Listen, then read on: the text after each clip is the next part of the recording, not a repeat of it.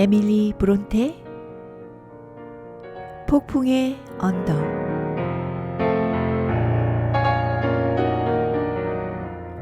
제 9장. 서방님은 듣기에도 무시무시한 저주의 말을 소란스럽게 떠들면서 들어왔어요. 그러다가 제가 그분의 아들을 부엌 찬장 속에 숨기고 있는 것을 보았죠. 헤어트는 아버지가 야수처럼 맹목적으로 귀여워하거나 미친 사람처럼 성내는 것을 보면 자연히 겁을 먹었답니다. 귀여워할 때는 껴안고 입을 맞추고 해서 숨이 막힐 위험이 있었고, 성을 낼 때는 불 속이나 벽에다가 집어 던질 염려가 있었으니까요. 그래서 그 불쌍한 아기는 내가 어디에 숨기든지 간에 숨죽여 가만히 있었답니다. 그래, 이번에야말로 잡혔군. 힌들리 서방님은 제 목덜미를 개처럼 뒤로 잡아당겼어요. 너희들 틀림없이 이 아이를 죽일 작정이었지? 아이가 늘 내 눈에 띄지 않는 이유를 이제야 알겠어. 사탄의 힘을 빌려서라도 너희에게 식칼을 먹이겠어. 넬리, 웃을 일이 아니야.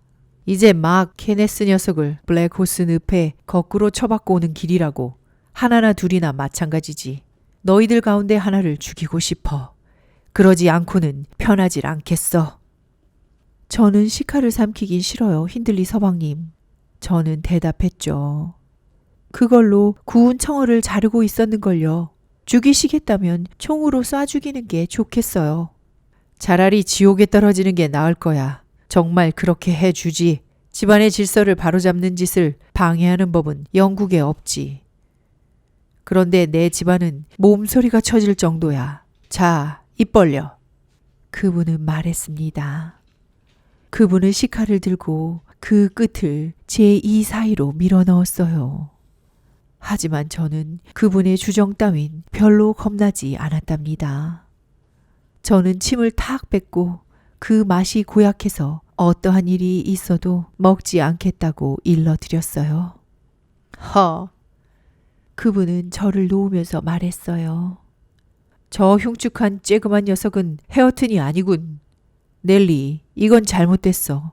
저게 만약 헤어튼이라면 나를 맞이하러 달려오지도 않고 마치 내가 마귀인 것처럼 아우성만 치니 산채로 껍질을 벗겨 줄만도 하지. 저 인정머리 없는 녀석. 이리 와. 인심 좋고 늘 속기만 하는 아비를 속이는 법을 가르쳐 주지. 그런데 저 녀석 귀라도 잘라주는 게 복이 낫지 않을까? 귀를 자르면 개도 더 영악해 보이지. 난 영악한 게 좋단 말이야. 가위를 가져와. 영악하고도 깔끔한 게 좋아. 게다가 귀를 소중히 하는 것은 되먹지 않은 거칠애고 지독히 건방진 거야. 귀 같은 건 없어도 우린 원래 바보야. 그쳐? 이 녀석, 그쳐? 그러고 보니 너는 내 귀여운 아이로구나. 조용히 해. 울지 마. 자, 웃으면서 내게 입을 맞춰.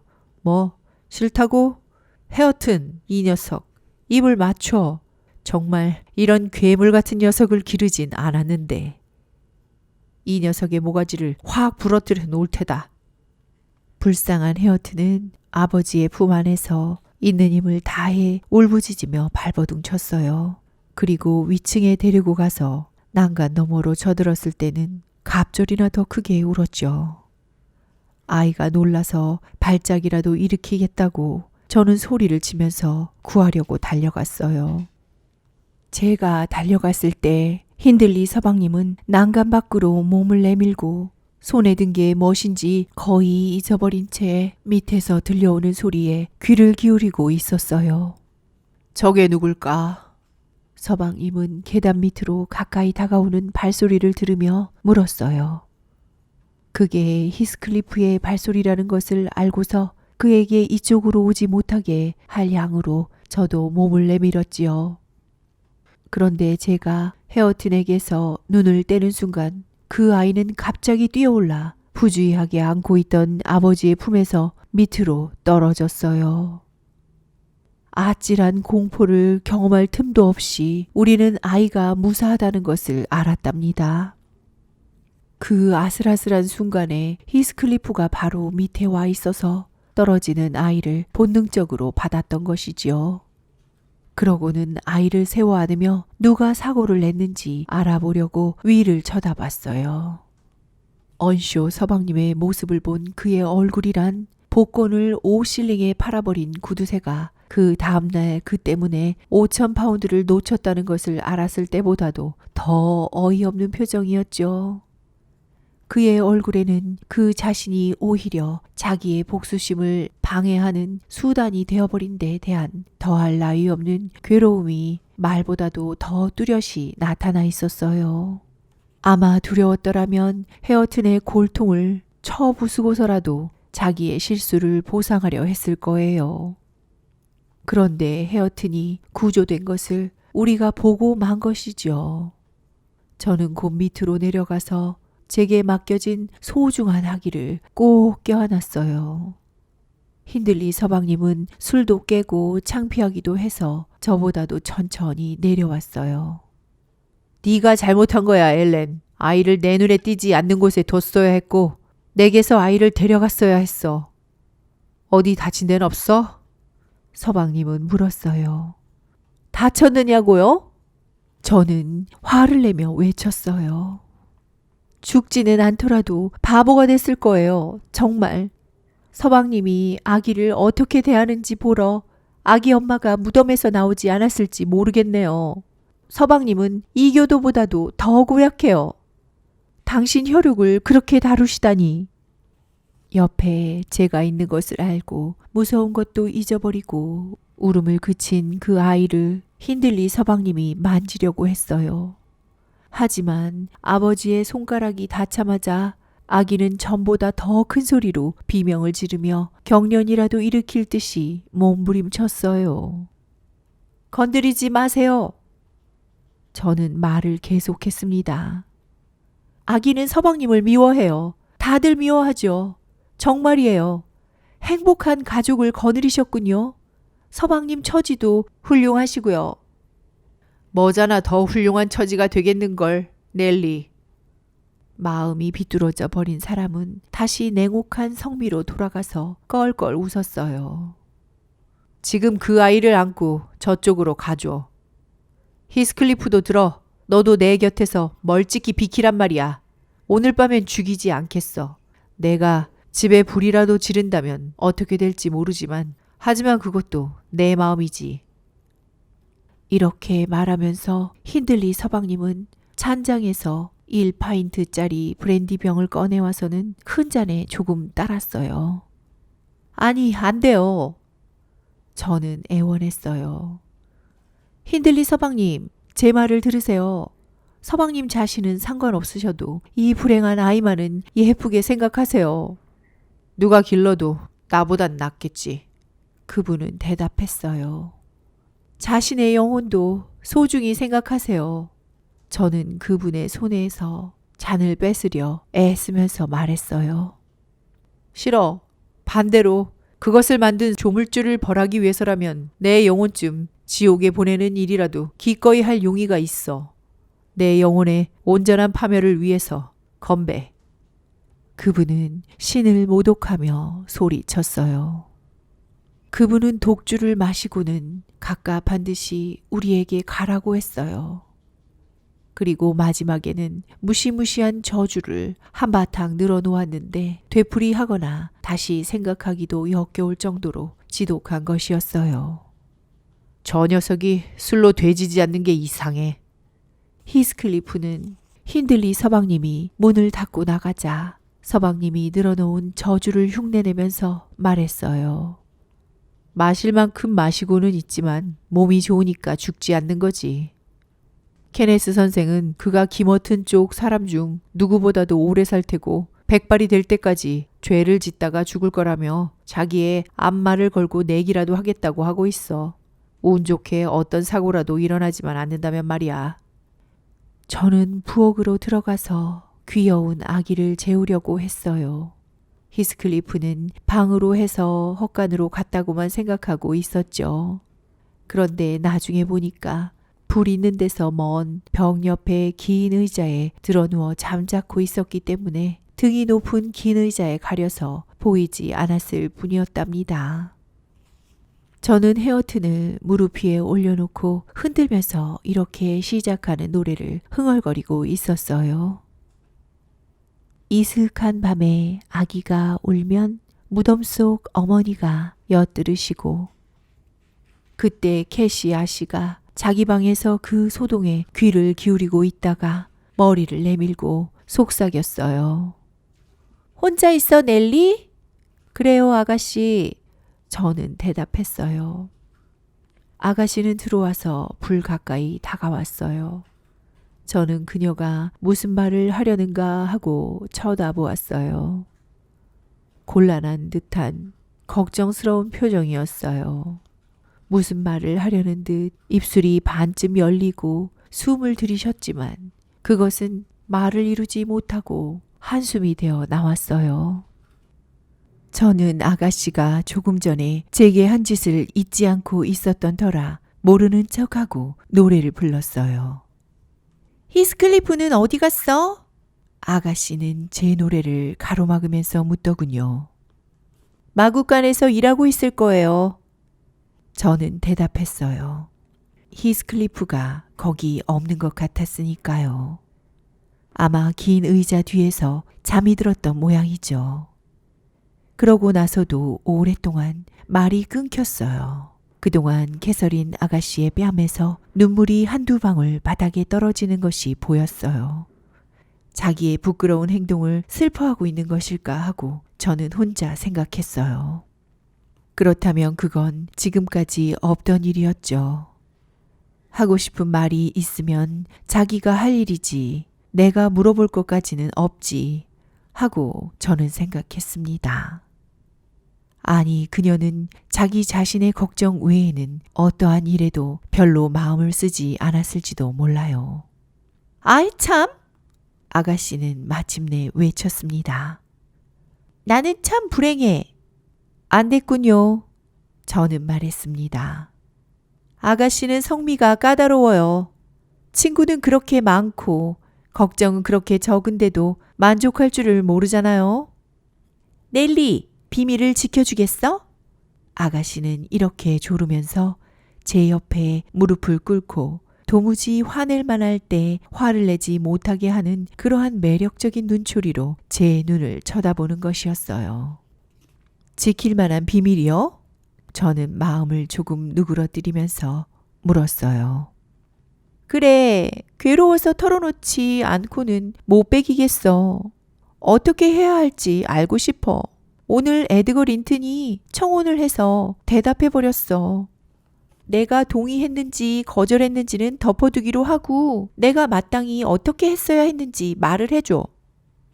정말이지, 캐서린 아가씨. 내가 그걸 어떻게 알겠어요? 저는 말했어요. 하지만 오늘 오후에 그분이 있는 데서 아가씨가 그러한 짓을 한 걸 생각하면 거절하는 게 현명했으리라고 말할 수 있을 것 같네요. 그러한 일이 있은 다음에 청혼을 했으니 그분은 형편없이 미련하거나 앞뒤 가리지 못하는 바보임에 틀림이 없을 테니까요. 그렇게 말하면 아무 말도 않겠어. 아가씨는 일어서면서 뾰루퉁하게 대꾸했어요. 난 승낙했어, 넬리. 빨리 내가 잘못한 건지 말해봐. 승낙했다고요? 그렇다면 이러니 저러니 해봤자 소용없잖아요? 이미 약속을 해버렸으니 물러설 수도 없죠. 내가 그렇게 한 게 마땅한지 그렇지 않은지 말해봐. 어서. 아가씨는 손을 맞비비고 얼굴을 찌푸리면서 약이 오른 듯한 어조로 소리쳤어요. 그 질문에 옳게 대답을 하자면 여러 가지를 생각해야죠. 저는 점잔을 빼면서 말했어요. 우선 무엇보다도 에드가 도련님을 사랑하세요? 사랑을 어쩔 수 있어? 물론 사랑하지. 아가씨가 대답했어요. 그리고 저는 다음과 같이 여러 가지 질문을 했답니다. 22살 난 아가씨로서는 분별이 없지도 않은 편이었죠. 왜 그분을 사랑해요, 캐시 아가씨? 무슨 소리야? 사랑하니까 사랑하는 거지. 그것으로 충분해. 결코 그렇지 않아요.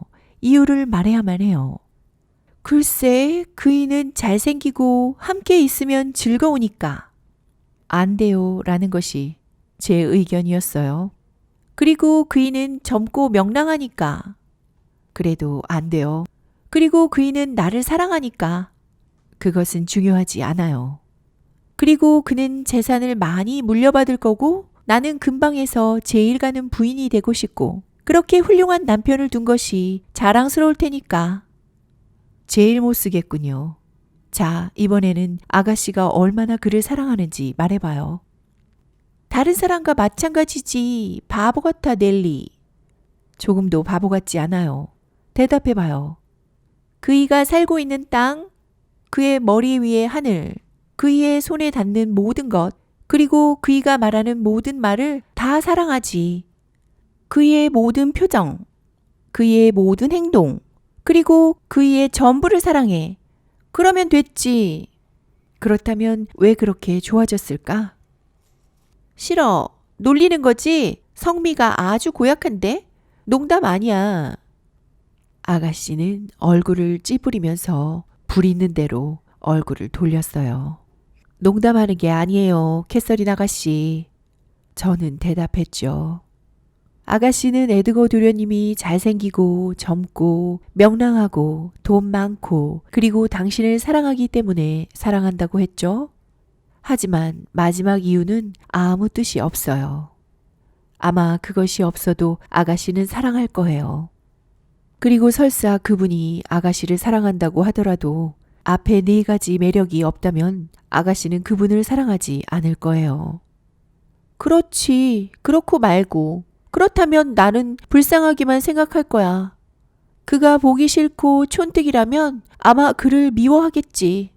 그렇지만 세상에는 잘생기고 돈 있고 젊은 사람은 많아요. 어쩌면 그보다 더 잘생기고 돈 많은 사람이 있을지도 모르죠.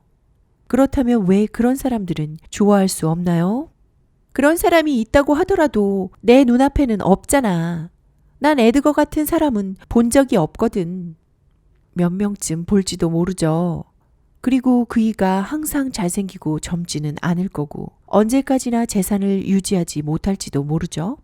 하지만 지금은 그러니까 더욱이 나는 현재만을 생각하니까 좀 이치에 맞게 얘기했으면 좋겠어. 그렇다면 그뿐이죠. 정말 현재만을 생각한다면 린튼 도련님과 결혼하세요. 넬리의 허락을 바라는 게 아니야. 하여튼 그와 결혼할 테니까 내가 승낙한 게 잘한 건지 못한 건지 아직 말해주지 않았어. 만약 현재만을 생각해서 결혼해도 좋다면 조금도 틀리지 않았어요. 이번에는 무엇 때문에 불행한지 들어봅시다.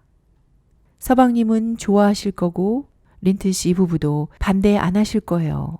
그리고 지금의 어수선하고 편치 않은 집안을 피해서 돈 많고 점잖은 집으로 가게 되고 아가씨도 에드거 도련님을 사랑하고 에드가 도련님도 아가씨를 사랑하죠. 그러니 모든 것이 순조로워 보이는데 어디에 무슨 잘못이 있단 말이에요. 여기에 그리고 여기에도. 캐서린 아가씨는 한 손으로는 이마를 치고 다른 한 손으로는 가슴을 치면서 대답하는 것이었어요. 어느 쪽에 영혼이 들어있든 영혼에 물어봐도 가슴에 물어봐도 틀렸다고만 생각되는 거야. 거참 이상한데요? 난 모르겠어요. 그게 내 비밀이야. 나를 조롱하지 않는다면 설명할게. 똑똑히 설명할 수는 없지만 내 느낌만은 말해줄 수 있어. 아가씨는 다시 내 곁에 앉았어요. 얼굴은 더 슬프고 침울해졌으며 맞잡은 손은 떨리고 있었죠. 넬리는 기이한 꿈을 꾸지 않아? 아가씨는 몇 분 동안 생각한 끝에 불쑥 말했어요. 네, 이따금 꾸죠. 저는 대답했어요. 나도 그래. 평소에 늘 마음속에 남아있다가 내 생각을 바꾸게 하는 꿈을 꾼 적이 있어. 마치 물에 탄 포도주처럼 그러한 꿈은 내 속으로 샅샅이 스며들어 내 마음의 빛깔을 달라지게 해. 지금부터 이야기하는 것도 그러한 꿈이야. 하지만 어떠한 이야기를 하더라도 웃지 말아줘. 제발 그만두세요. 캐서린 아가씨. 우리는 성가신 유령과 환영을 불러내지 않아도 이미 침울할 대로 침울해요. 자, 기운을 내세요. 아가씨답게 헤어튼 아기를 봐요. 음산한 꿈이라고는 꾸고 있지 않아요. 자면서 어쩌면 저렇게 귀엽게 웃을까? 그래, 이 아이의 아빠가 혼자서 저주를 퍼붓는 꼴은 또 얼마나 귀엽고. 그러한 오빠도 이 아이처럼 보송보송하고 이만큼 어리고 순진한 아이였을 때를 넬리는 아마 기억하고 있겠지? 그런데 넬리, 내 꿈 이야기를 들어줘야겠어. 별로 길지도 않아. 오늘 밤은 도저히 명랑할 수가 없어. 듣지 않을래요. 듣지 않아. 저는 급히 말을 되풀이했어요. 그 당시 저는 꿈에 관해 미신을 갖고 있었고 지금도 마찬가지예요. 게다가 캐서린 아가씨의 모습이 여느 때보다도 침울하기에 무슨 나쁜 조짐이 되고 무서운 파국을 내다보이게 하는 이야기를 듣게 되지 않을까 두려웠던 거죠. 캐서린 아가씨는 화를 냈지만 이야기를 꺼내지는 않았습니다. 다른 이야기를 하다가 잠시 후 아가씨는 다시 말을 이었어요. 내가 만약 천국에 간다면 넬리, 나는 지극히 불행할 거야. 아가씨는 거기에 어울리지 않죠. 저는 대답했어요. 죄 지은 사람들은 모두 천국에서 불행하니까요.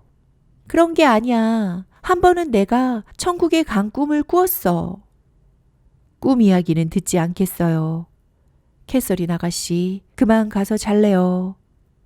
저는 다시 말을 가로막았어요. 아가씨는 깔깔 웃고 제가 의자에서 일어서려고 하자 저를 붙잡았어요. 이건 아무것도 아니야. 아가씨는 외쳤어요. 천국은 내가 갈 곳이 아닌 것 같다고 말하려 했을 뿐이야. 나는 지상으로 돌아오려고 가슴이 터질 만큼 울었어. 그러자 천사들이 몹시 화를 내며 나를 워더링 하이츠의 꼭대기에 있는 벌판 한복판에 내던졌어. 거기서 나는 기뻐서 울다가 잠이 깼지. 이것이 다른 것과 마찬가지로 내 비밀을 설명해 줄 거야. 나는 천국에 가지 않아도 되는 것처럼 에드가 린튼과 꼭 결혼할 필요도 없는 거지. 저 방에 있는 저 고약한 사람이 히스클리프를 저렇게 천한 인간으로 만들지 않았던들 내가 에드거와 결혼하는 일 같은 것은 생각지도 않았을 거야. 그러나 지금 히스클리프와 결혼한다면 격이 떨어지지. 그래서 내가 얼마나 그를 사랑하고 있는가 하는 것을 그에게 알릴 수가 없어. 히스클리프가 잘생겼기 때문이 아니라 넬리, 그가 나보다도 더 나 자신이기 때문이야. 우리의 영혼이 무엇으로 되어 있든 그의 영혼과 내 영혼은 같은 거고 린튼의 영혼은 달빛과 번개, 서리와 불같이 전혀 다른 거야.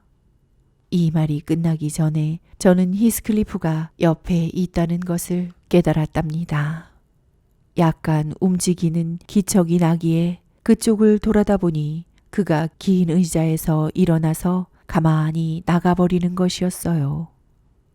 그는 캐서린 아가씨가 그와 결혼한다면 격이 떨어질 거라고 말할 때까지 듣고 있다가 그 이상은 듣지 않고 나갔던 것이죠. 캐서린 아가씨는 바닥에 앉아 있었기 때문에 긴 의자의 등에 그가 가려져 있던 것도 나간 것도 몰랐지만 저는 깜짝 놀라 아가씨에게 조용히 하라고 말했어요. 왜? 아가씨는 걱정스러운 듯이 주위를 살피면서 물었어요. 조셉이 왔어요. 저는 마침 길에서 그의 집마차 소리가 나기에 말했어요. 히스클리프도 같이 들어올 거예요. 벌써 문간에 와 있는지도 모르겠네요. 아니, 문간에선 내가 한 말이 들릴 리가 없지. 식사 준비를 하는 동안 헤어트는 내게 줘. 그리고 식사 준비가 되거든 넬리와 같이 먹게 불러줘. 마음이 편치 않아. 잊어버리고 싶고 히스클리프가 이러한 일을 전혀 눈치채지 못했을 거라 안심하고 싶어. 눈치채지 못했겠지? 사랑하고 있다는 게 어떤 건지 그는 모르겠지?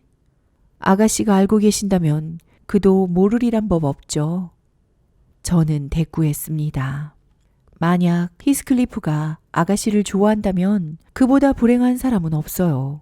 아가씨가 린튼 부인이 되기만 하면 그는 친구와 모든 것을 잃어버리니까요. 아가씨는 그와 헤어지는 걸 참을 수 있을지, 또 그가 이 세상에서 외톨이가 된다는 걸 어떻게 참을 것인지 생각해 본 적 있어요? 그것은 캐서린 아가씨. 그가 외톨이가 된다고? 우리가 헤어진다고? 아가씨는 화가 난 어조로 말했습니다. 누가 우리를 갈라놓는단 말이야. 그따위 말은 밀로와 같은 꼴이 될 거야. 밀로는 고대 그리스의 폭군으로 압제를 견디다 못한 백성들에 의해 알피우스 강에 던져졌다. 내가 살아있는 한 나는 그를 버리지 않아, 엘렌. 그 누구를 위해서도 린튼 가문의 사람이 지상에서 모조리 사라지더라도 히스클리프를 버릴 생각은 없어. 오, 전혀 그럴 생각 없어. 그럴 작정은 아니고 말고. 그러한 희생을 치러야 한다면 나는 린튼 부인 같은 건 되지 않을 거야. 히스클리프는 예전에 그랬듯이 앞으로도 내겐 소중해. 에드거는 그를 싫어해선 안 되고 적어도 그에게만은 너그러워야 해. 히스클리프에 대한 나의 진정을 알면 그도 그렇게 할 거야. 넬리는 나를 지독히 이기적인 계집애라고 생각하겠지만 만약 내가 히스클리프와 결혼한다면 우리가 거지가 될 거라고 생각한 적 없어? 하지만 내가 린튼과 결혼한다면 히스클리프가 오빠의 소나기에서 벗어나게 도울 수가 있어. 아가씨 남편의 돈으로 말이죠, 캐서린 아가씨? 저는 물었어요. 그분은 아가씨가 생각하는 것만큼 만만하지 않을 거예요. 게다가 나로서는 뭐라고 말할 수는 없지만 린튼 도련님과 결혼하는 동기로서 지금까지 말씀하신 것 가운데서도 그게 제일 나쁘다고 생각해요. 그렇지 않아. 아가씨는 반박했습니다. 그것이 제일 훌륭한 동기지. 다른 동기는 내 변덕을 만족시키는 것들이었고 에드거를 위해서라도 만족할 만한 거야. 하지만 이것은 에드거나 나 자신에 대한 나의 느낌을 몸소 이해해주는 사람을 위한 것이거든. 꼭 집어 말할 수는 없지만 확실히 당신이든 누구든 자기를 넘어선 삶이 있고 또는 그런 삶이 있어야 한다고 생각하고 있을 거야. 만약 내가 이 지상만의 것이어야 한다면 이 세상에 태어난 보람이 무엇일까? 이 세상에서 내게 큰 불행은 히스클리프의 불행이었어. 그리고 처음부터 나도 각자의 불행을 보고 느꼈어. 내가 이 세상에 살면서 무엇보다도 생각한 것은 히스클리프 자신이었단 말이야. 만약 모든 것이 없어져도 그만 남는다면 나는 역시 살아갈 거야. 그러나 모든 것이 남고 그가 없어진다면 이 우주는 아주 서먹해질 거야. 나는 그 일부분으로 생각되지도 않을 거야. 린튼에 대한 내 사랑은 숲의 잎사귀와 같아. 겨울이 돼서 나무의 모습이 달라지듯이 세월이 흐르면 그것도 달라지리라는 것을 난 잘 알고 있어. 그러나 히스클리프에 대한 애정은 땅 밑에 있는 영원한 바위와 같아. 눈에 보이는 기쁨의 근원은 아니더라도 없어서는 안 되는 거야. 넬리, 내가 바로 히스클리프야. 그는 언제까지나 언제나 내 마음속에 있어. 나 자신이 반드시 나의 기쁨이 아닌 것처럼 그도 그저 기쁨으로서가 아니라 나 자신으로서 내 마음속에 있는 거야. 그러니 다시는 우리가 헤어진다는 말은 하지 마. 그것은 있을 수 없는 일이야. 그리고 아가씨는 말을 끊고 제 외투자락에 얼굴을 묻었지만 저는 억지로 밀어냈답니다. 아가씨의 어리석은 이야기를 참을 수 없었거든요. 내가 아가씨의 종잡을 수 없는 수작을 조금이라도 대중 잡아본다면 아가씨는 결혼으로 짊어지게 될 의무를 모르거나 그렇지 않으면 고약하고 지조 없는 분이라고 생각할 수밖에 없어요. 그러니 이 이상 비밀이니 뭐니 해서 나를 괴롭히지는 말아주세요. 비밀을 지키겠다는 약속은 못하니까요. 그래도 지킬 거지? 아가씨는 열을 올려 물었어요. 아니요, 약속 못해요. 저는 같은 말을 되풀이했지요. 아가씨가 약속해야 한다고 막 우기려고 할 때 조셉이 들어와서 우리의 대화는 끊어졌어요. 캐서린 아가씨는 한 구석으로 자리를 옮겨 헤어튼을 보고 그동안 저는 저녁 식사를 준비했지요. 식사 준비가 끝나고 나서 조셉과 저는 누가 힌들리 서방님한테 저녁을 날라가느냐 하는 문제를 두고 다투기 시작했어요. 음식이 거의 식을 때까지도 결정을 짓지 못했죠. 우리는 서방님이 저녁을 자시겠다면 가져오라고 할 때까지 내버려 두기로 합의를 보았답니다. 서방님이 얼마 동안 혼자 계실 적에는 그분이 있는 대로 가는 걸 우리는 특히 두려워했거든요. 그건 그렇고 이 녀석은 어째서 아직도 들에서 돌아오지 않는 건가? 무엇을 하고 있지? 게을러 빠진 녀석 같으니. 조셉은 히스클리프가 있는지 두루 살피면서 물었어요. 내가 불러올게요. 저는 대답했어요. 틀림없이 헛간에 있을 거야. 제가 가서 불렀지만 대답이 없었어요. 돌아와서 저는 캐서린 아가씨에게 그녀가 아까 말한 것을 그가 대부분 들었을 거라고 작은 소리로 일러주었죠. 그리고 아가씨가 히스클리프에 대한 오빠의 행동을 놓고 막 불평했을 때 그가 부엌에서 나가는 것을 봤다는 이야기도 해주었답니다. 몹시 놀란 아가씨는 헤어튼을 긴 의자에 내버려 두고 몸소 히스클리프를 찾으러 달려나갔어요. 자기가 왜 그렇게 당황하는지 혹은 자기가 한 말이 그에게 어떻게 들렸을지 생각할 겨를도 없었죠. 아가씨가 너무 오랫동안 돌아오지 않자 조셉은 더 기다릴 것 없이 식사를 하자고 했어요. 조셉은 자기 장황한 기도를 듣지 않으려고 도망친 거라고 그럴듯하게 짐작하고 있었던 거죠.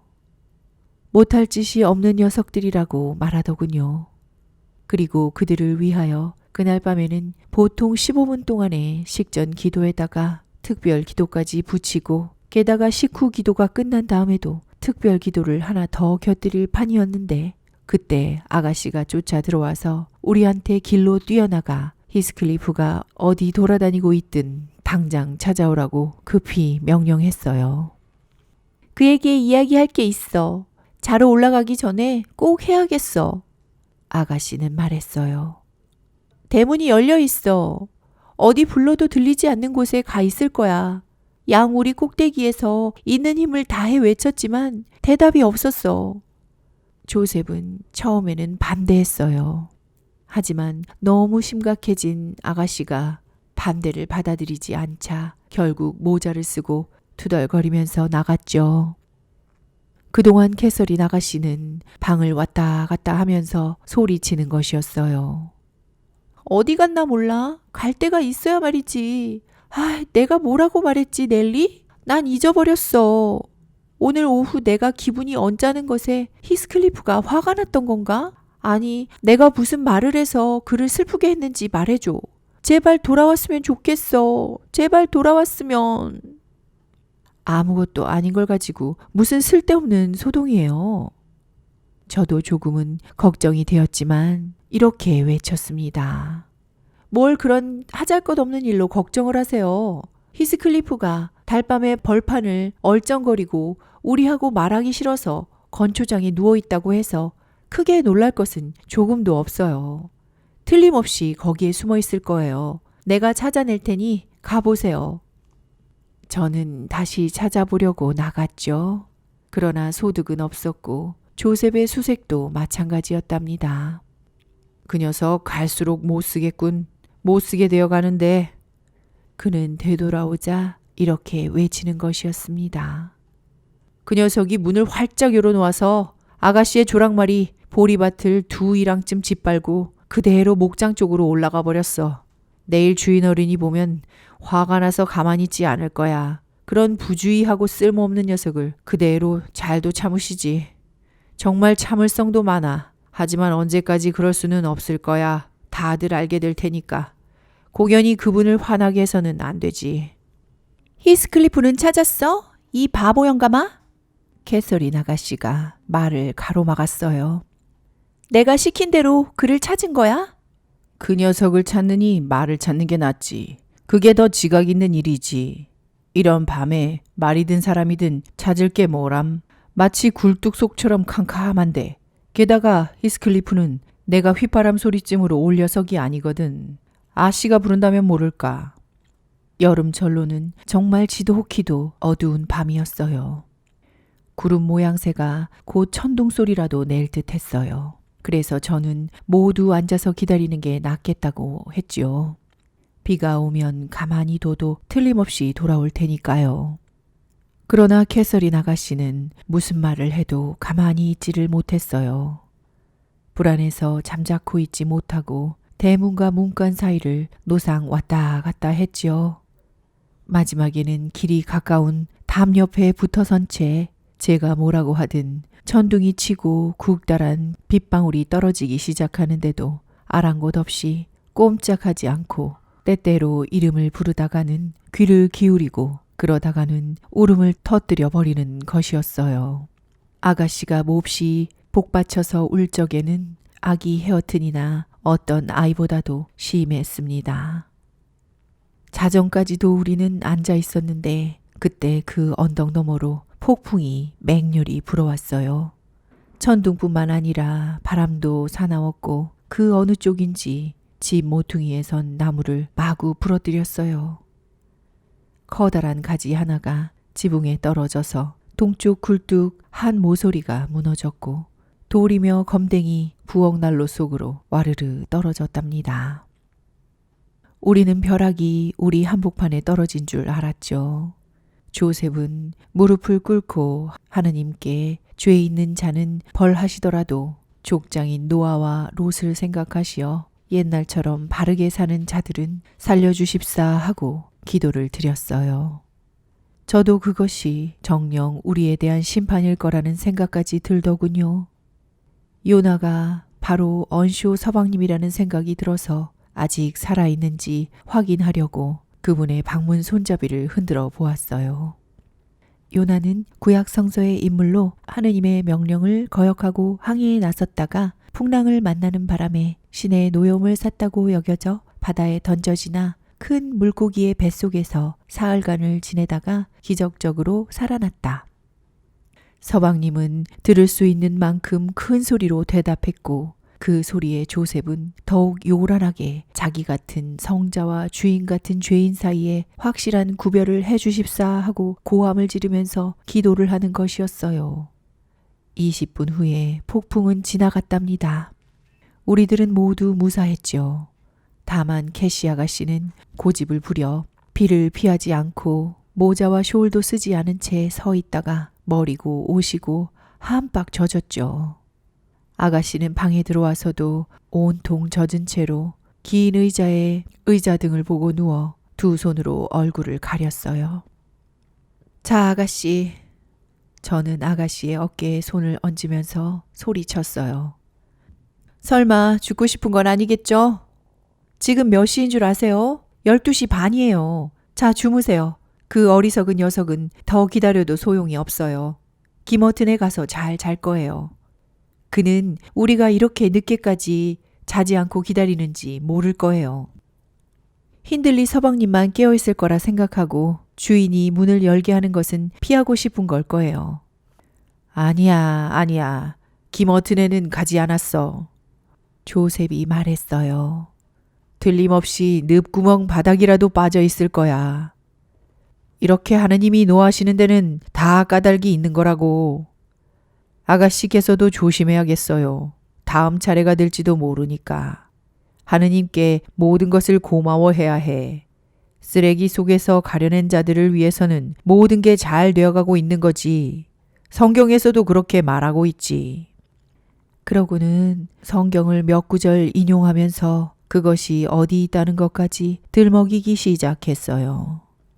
그 고집센 아가씨에게 일어나서 젖은 옷을 벗으라고 아무리 말해도 듣지 않자 저는 조셉에게는 설교를 하게 해두고 아가씨는 떨게 내버려둔 채 헤어튼을 데리고 잠자리에 들었어요. 아기는 주위 사람들이 모두 자고 있는 것처럼 고온히 잠들었죠. 그 뒤 잠시 동안 조셉이 계속 성경을 읽는 소리가 들렸어요. 그리고 그가 천천히 사다리를 밟고 다락방으로 올라가는 소리를 듣고 저도 잠이 들었답니다. 평소보다 조금 늦게 갔더니 덧창 틈으로 비쳐드는 햇빛을 통해 캐서린 아가씨가 그때까지 벽난로 가까이 앉아 있는 것이 보였어요. 거실 문도 열려 있었어요. 단지 닫지 않은 창으로 햇빛이 들고 힌들리 서방님은 이미 나와서 초췌하고 졸린 얼굴로 부엌 난로가에 서 있었죠. 왜 그래, 캐시? 제가 들어갔을 때 힌들리 서방님이 말씀하셨어요. 마치 물에 빠진 강아지 꼴이구나. 왜 그렇게 흠뻑 젖어 있고 얼굴빛이 나쁘냐? 비를 맞았어요. 아가씨는 귀찮은 듯이 대답했어요. 그리고 추워서 그래요. 그뿐이에요. 아이고, 말씀 마세요. 저는 서방님이 술을 무던히 깬 것을 눈치채고 외쳤죠. 간밤에 소나기를 흠뻑 맞고서 거기 앉아 밤을 지새웠답니다. 그런데 아무리 해도 꼼짝을 안 내요. 언쇼 서방님은 놀란 듯이 우리를 노려보셨답니다. 밤새도록? 서방님은 말을 되풀이하셨어요. 뭐 때문에 못 잤어? 천둥이 무서웠던 건 아닐 테고 이미 오래전에 멎었으니. 우리는 숨길 수 있는 데까지 숨기고 히스클리프가 없어졌다는 말은 하고 싶지 않았답니다. 그래서 저는 왜 아가씨가 자지 않고 앉아 있으려 했는지 모른다고 대답했고 아가씨도 잠자코 있었죠. 신선하고 상쾌한 아침이었어요. 창을 열어 젖히자 뜰에서 풍겨오는 향기가 곧 방안을 채웠어요. 하지만 캐서린 아가씨는 뾰로통하게 말하는 것이었어요. 엘렌, 창을 닫아. 추워 죽겠어. 그러면서 아가씨는 꺼져가는 불 앞으로 다가앉아 몸을 움츠리고 이를 달달 떨었어요. 몸이 불편한 모양이군. 힌들리 서방님은 그녀의 손목을 잡으며 말했어요. 그래서 못 잔 것 같구나. 제기랄. 이제는 더 이상 집안의 병자로 고생하고 싶지 않은데. 뭐 때문에 비가 오는데 나갔던 거냐? 늘 그랬듯이 사내를 뒤쫓아간 게지요. 조셉은 우리가 망설이고 있던 그 기회를 놓칠세라 거친 목소리로 악담을 늘어놓았어요. 주인 어른, 만약 제가 주인 어른이라면 귀천을 가리지 않고 누구도 이 집안에 얼씬도 못하게 하겠어요. 주인 어른만 안 계시면 저 고양이 같은 린트 녀석이 살그머니 오지를 않는 날이 없어요. 그러면 넬리도 얌전한 척 부엌에 앉아 주인 어른이 돌아오시는지 망을 본답니다. 그래서 서방님이 들어오시면 그 녀석은 다른 문으로 도망을 친단 말씀이지요. 그러면 우리 아가씨도 어슬렁어슬렁 만나러 나가신단 말씀. 밤 12시가 지나서 저 더러운 망할 놈의 집시 녀석인 히스클리프와 들판에 숨어 돌아다니니 훌륭도 하시지. 내 눈이 멀었다고 생각하지만 천만에. 나는 그런 바보는 아니거든. 린튼 녀석이 오는 것도 가는 것도 보고 있지. 그리고 너 말머리를 제게로 돌리면서 너도 쓸모없고 지저분한 계집애야. 서방님의 말발굽 소리가 길에서 가까이 오는 것을 들으면 당장 쫄랑쫄랑 거실로 뛰어들어갔지. 입 닥쳐, 이 엿듣기쟁이. 캐서린 아가씨는 외쳤습니다. 내 앞에서 건방진 소리 하지 마. 에드거 린트는 어제 우연히 왔어요, 오빠. 그리고 그에게 가라고 말한 것은 나였어요. 오빠가 그렇게 취해 있어서 그를 만나고 싶지 않을 것 같았거든요. 거짓말이지, 캐시. 틀림없어. 오빠는 대답했습니다. 너는 바보야. 하지만 지금은 린튼 걱정은 마라. 너 저녁에 히스클리프와 같이 있었지. 자, 바른 대로 말해. 같이 있었다고 해도 그 녀석을 어쩌지는 않을 테니까. 그 녀석을 미워하는 것은 마찬가지지만 어제 그 녀석이 내게 잘해줬으니 녀석의 목을 분지를 수는 없지. 이제 그런 일이 없도록 오늘 아침 그 녀석을 내쫓아버리겠어. 그리고 그 녀석이 가고 난 뒤엔 너희들도 모두 정신을 차리는 게 좋을 거야. 내 성미가 그만큼 너희들 쪽으로 쏠릴 테니까. 간밤에 히스클리프의 코끝도 보지 못했어요. 캐서린 아가씨는 몹시 흐느끼기 시작하면서 대답했어요. 만일 오빠가 그를 내쫓는다면 나도 그와 함께 가겠어요. 하지만 기회는 없을 거예요. 그는 가버렸으니까.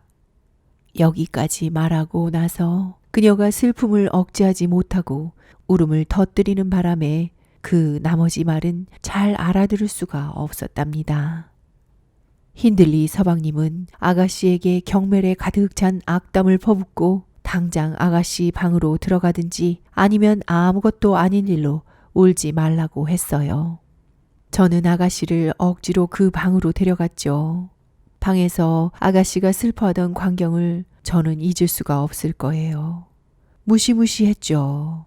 저는 그녀가 미친 줄 알고 조셉에게 의사를 불러오라고 애걸했어요. 과연 그것은 정신착란의 시초였죠. 케네스 선생은 아가씨를 보자마자 위험하다고 진단했답니다. 열병에 걸렸던 것이지요. 의사는 피를 뽑고 나서 우유를 거른 물과 미음만 먹이고 아래층이나 창밖으로 몸을 내던지지 않게 주시하라고 저에게 일러주고 나서 떠났어요. 집과 집 사이가 보통 2, 3마일 떨어져 있는 이 마을에서는 그분은 이리저리 뛰어다녀야 했거든요. 저 자신도 살가운 간호사 노릇을 했다고 말할 수는 없지만 조셉과 주인은 더 말할 것도 없었답니다.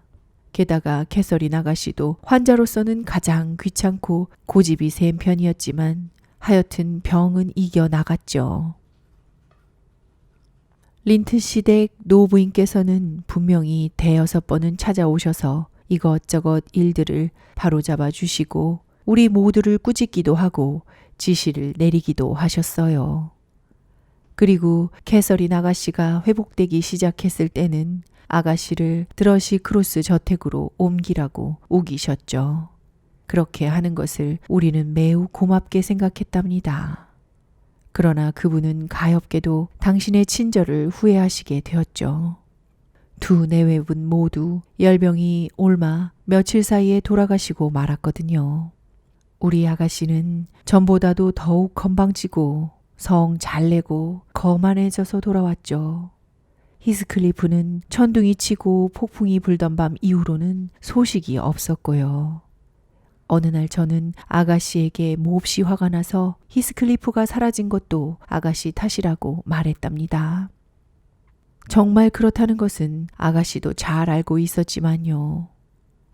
그때부터 몇 달 동안 아가씨는 제게 단순한 한여로밖에는 어떤 말도 건네지 않았죠.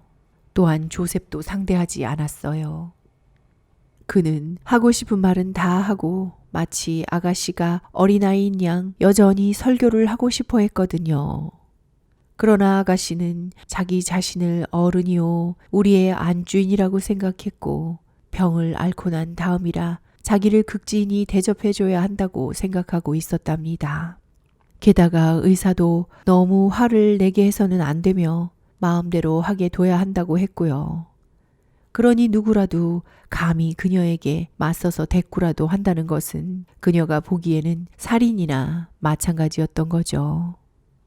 언쇼 서방님과 그분의 친구들은 상대도 하지 않았죠. 케네스 선생한테 들은 바도 있고 화를 내면 흔히 심한 발작이 일어나려 했기 때문에 아가씨의 오빠도 누이의 요구를 무엇이든 들어주기로 하여 대개는 그 불같은 성미를 부채질한 것을 피했답니다. 지나칠 정도로 누이의 변덕을 받아주었다고 할 수 있죠. 애정에서가 아니라 자부심에서 서방님은 누이가 린튼 가문에 시집가서 당신 집안을 명예롭게 해주기를 열렬히 바라고 있었어요. 그리고 누이가 자기에게 방해만 되지 않으면 우리를 노예처럼 짓밟아도 모른 척했죠. 에드거 린튼 도련님은 예나 지금이나 드문 일은 아닙니다만 사랑의 눈이 어두워져 있었어요. 그리하여 그의 부친이 돌아간 지 3년 뒤 캐서린 아가씨의 손을 잡고 기머튼 예배당으로 들어가던 날엔 자기를 세상에서 가장 행복한 사람이라고 생각할 정도였지요.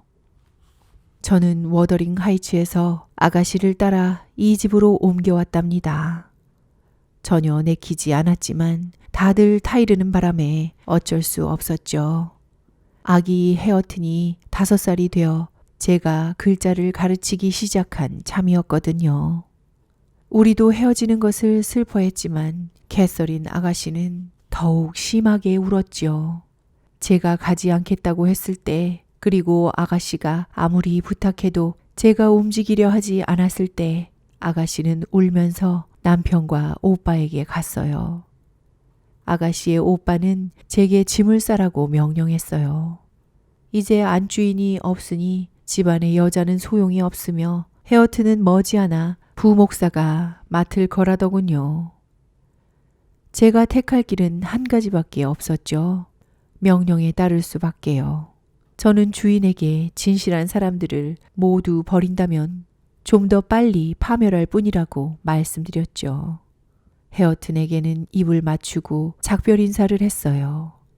그 뒤로 그 아기는 제게 낯선 사람이나 다름없었어요.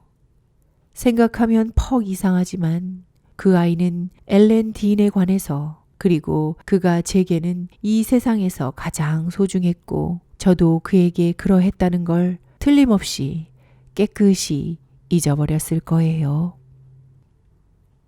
여기까지 이야기하고 나서 가정부는 무심코 벽난로 위에 놓인 시계를 보았다. 그리고 바늘이 1시 반을 가리키는 것을 보고 깜짝 놀라는 것이었다. 그녀는 1초도 더 그곳에 있으려고 하지 않았다. 사실 나도 그녀의 뒷이야기를 다음 기회로 미루고 싶었던 참이었다. 이제 그녀도 쉬러 가고 나도 역시 1~2시간 생각에 잠겨 있던 탓에 머리와 사지가 쑤시고 나른하니 용기를 내어 자러 가야겠다.